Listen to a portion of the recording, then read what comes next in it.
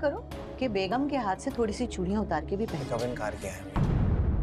आज वो अपनी माँ से बदतमीजी करने लगा है, सिर्फ तुम समझना। और बड़ी भाई, इंसान की इज्जत उसके अपने ही हाथों में भारी दे जा सकती। मुझे हर केस गुल की तरह सीधा साधा मत समझ। शाबाश, बस यही कसर बाकी रह गई थी। अब ऐसा हम नौशी की शादी करना चाहते हैं। मैंने इस बात से जो बेटा अपनी माँ से नजर नहीं मिलाता था, आप ठीक। नौशी के बारे में भी कुछ सोचा है कि अब अस्सलाम वालेकुम फ्रेंड्स, कैसे हैं आप सब? उम्मीद करती हूँ आप सब खैरियत से होंगे।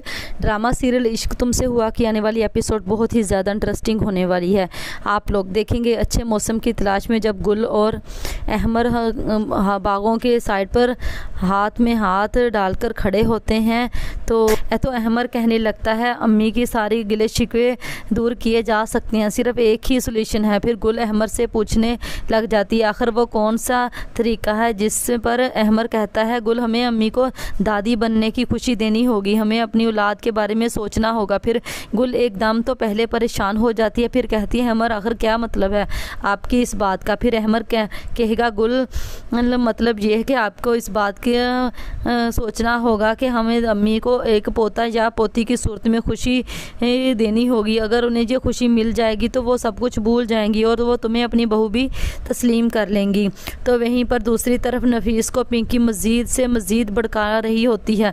फिर नफीस कहने लग जाता है अम्मी को तो मुझसे भी वही मसला है जो गुल के साथ था, एक घर तो बसा नहीं अब दूसरा घर भी उजाड़ने पर तुली हुई। फिर पिंकी अजीब सी निगाहों से नफीस को देखने लग जाती है और कहने लग जाती है बहुत ही अजीब है माँ तुम्हारी, अपने बेटी की खुशियों की परवाह नहीं है, सिर्फ अपने मनसूबाबंदी और साजिशों में चली है। अहमर को दूसरी तरफ आप लोग देखेंगे अहमर को रुखसत करते वक्त गुल और अहमर की वालदा खड़ी होती हैं और गुल की तरफ देखकर अहमर मुस्कुरा रहा होता है और उसको बाय का मैसेज पास करता है। फिर अहमर के जाने के बाद अहमर की माँ गुल को बातें सुनाने लग जाती है और कहने लग जाती है कि मेरा बेटा बाअदब बाएहतराम बेटा था जिसने तुमसे शादी करके ज़िंदगी की सबसे बड़ी गलती की, तुमने ही रंग में उसे डाल लिया है। मुझे ऐसा लगता है ही नहीं कि अहमर मेरा बेटा है बल्कि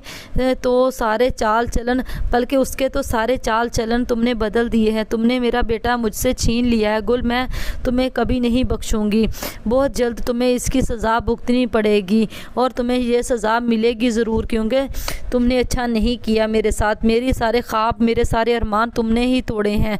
गुल बेचारी सारी बातें अपनी खाला की सुन रही होती हैं और आंखें उसकी भीग जाती हैं। रोते रोते वो अपने कमरे में चली जाती है। रास्ते में उसका खालू खड़ा होता है और वो उससे पूछता है बेटा तुम क्यों रो रही हो? अहमर ने